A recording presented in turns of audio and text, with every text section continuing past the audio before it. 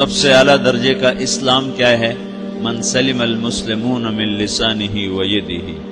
زندگی میں یہ طے کر لو، کوئی کتنا ہی تمہیں دکھ پہنچائے، کوئی کتنا ہی تمہاری بےعزتی کرے، چپ ہو جاؤ، سہ جاؤ۔ مرنے والے کی کیا عزت، کیا ذلت، میں نے تو مر کے دیکھا ہے اور مجھے یہ حدیث سمجھ میں آئی ہے بڑی اچھی طرح، موتو قبل ان تموتو، کہ مرنے سے پہلے مر جاؤ۔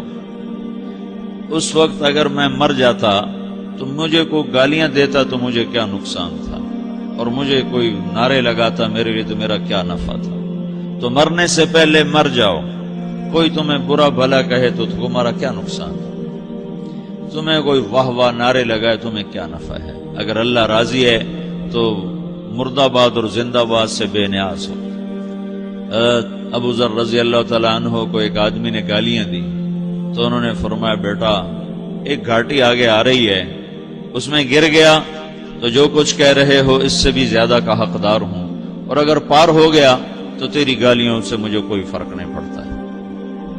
من سلم المسلمون من لسانہ و یدہ موتوا قبل ان تموتوا۔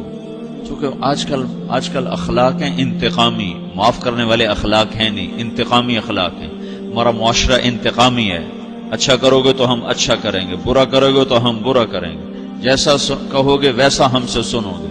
یہ ہمارا ماحول ہے، یہ ہمارا۔ ایک ماں کہہ رہی تھی دوسری ماں کو، میرے پترا کدی کسی نے واسطے سلام نہیں کیتا، بڑے فخر سے کہہ رہی ہے، ہمارے اپنے گاؤں کی بات ہے، میرے پترا کدی نہیں کسی نے واسطے سلام کیتا، مائی جڑا کرے انہوں کریں دیں، جڑا نہ کرے انہوں پوچھ دے ہی کوئی نہیں۔ یہ وہ فخر سے کہہ رہی ہے۔ جو سب سے بڑا عیب ہے وہ سب سے بڑا فخر بنا ہو۔ میرے پتروں کدی نہیں کسی نے واسطے سلام کیتا۔ جب ماں باپ نے یہ سبق دیا تو اولاد کا کیا قصور ہے؟ تو ہمارا معاشرہ انتقامی ہے، ایک کی 10 سنانے کا ماحول ہے، تو آپ 100 کی ایک بھی نہ سناؤ۔ احنف بن قیس رضی اللہ تعالیٰ عنہ پہ ایک آدمی نے چڑھائی کر کہنے لگا، ایک سناؤ گے نا تو 10 سنو گے میری طرف سے۔ تو احنف بن قیس کہنے لگے، بھائی تو مجھے 100 بھی سنائے گا نا تو میری طرف سے ایک بھی تو نہیں سنے گا۔ ایک آدمی ان کی بڑی بےزتی کر رہا تھا اور وہ چل رہے تھے اور وہ 100 گالیاں بک رہا ہے۔ جب آ گیا نا قریب شہر تو کہنے لگے، دیکھا میرا قبیلہ یہاں رہتا ہے، اگر کسی نے سن لیا نا تو تیری بڑی دھلائی کر دے گا، تو نے جو مجھے گالیاں دینی میں کھڑا ہوں یہیں تو دے لے، تو اپنا سارا زور پورا کر لے تاکہ آگے تجھے کوئی تکلیف نہ پہنچا دے میری وجہ سے۔ تو وہ پاؤں پہ گر کے معافی مانگنے لگا کہ واقعی تو بڑے حلم والا ہے۔ وہ مشہور تھے اپنے حلم میں، بردباری، اور لوگ ان کا امتحان لینے آیا کرتے تھے کہ بھئی کوئی ہے جو احنف کو غصہ دلا دے، تو لوگ ناکام ہو جاتے تھے، ان کو غصہ نہیں آتا۔ ایسے ایک عرب سردار گزرا، معن بن زائدہ، وہ بھی اپنے حلم میں بڑے مشہور تھے۔ ایک دفعہ لوگوں میں شرط لگ گئی کہ کوئی ہے معن بن زائدہ کو غصہ دلائے تو ہم اس کو انعام دیں گے۔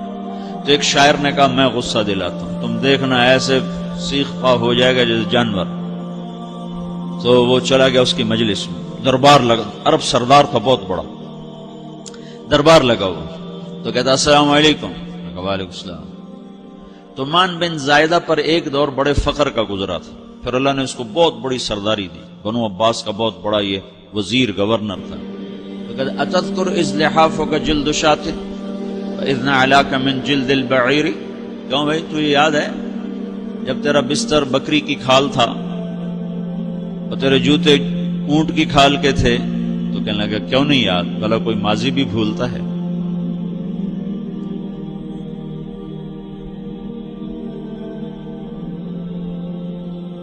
تو وہ کہنے لگا پہلا وار تو خطا گیا، کہ فسبحان الذی آتاک ملکا وعلمک الجلوس علی السریر۔ تو پھر ساری تعریفیں تو اللہ کی ہیں جس نے تیرے جیسے کو تخت پہ بٹھا دیا۔ کہاں بھئی ساری تعریفیں اللہ کی ہیں، میری تو کوئی اوقات نہیں۔ تو کہنے لگا سأرحل عن دیار انت فیہا وان جار الزمان علی الفقیر، جہاں تیرے جیسا حکمران ہو وہاں مجھے رہنا گوارا ہی نہیں ہے، میں یہاں سے چھوڑ کے نکل جاؤں گا چاہے کتنی تکلیف اٹھاؤں۔ بڑے دربار میں یہ ایک گورنر اور وزیر سے بات ہو رہی ہے، تو وہ کہتا ہے اچھا بھائی اگر تو ہمارے پاس رہے گا تو ہم تیرا اکرام کریں گے، اور اگر تو جانا چاہتا ہے تو پھر رافقت کا سلام، تو وہ یہ وار بھی خالی گیا تو پھر کہنے لگا فجد لی یبن ناقصۃ بمال،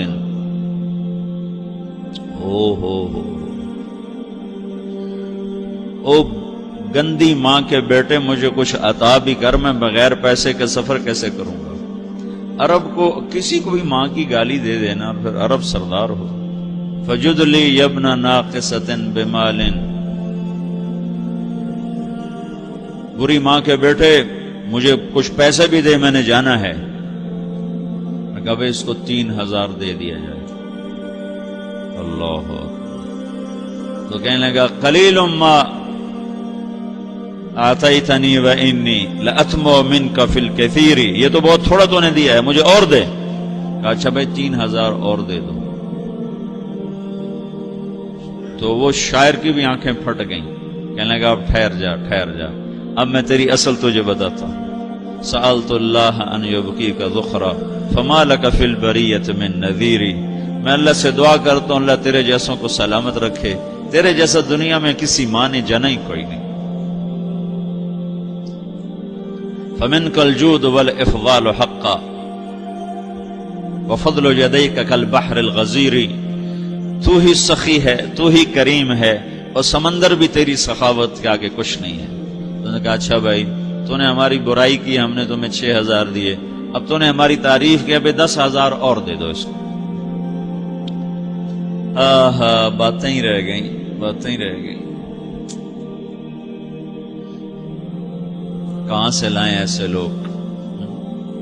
ہمارا معاشرہ انتقامی ہے، بدلہ لینے کا ہے، بدلہ لینے کا.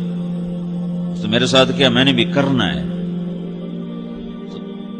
اعلیٰ درجے کا اسلام یہ سکھا رہا نہیں چپ ہو جاؤ، سلام مت بن جاؤ، سلامتی بن جاؤ، سلامتی کی علامت بن جاؤ. من سلم المسلمون من لسانہ ویدہ. اب وہ سوال کرتا ہے یا رسول اللہ ای الایمان افضل، سب سے اعلیٰ درجے کا ایمان کیا ہے؟ اسلام کیا ہے؟ کلمہ، نماز، روزہ، حج، زکوٰۃ. اعلیٰ درجے کا اسلام کیا ہے؟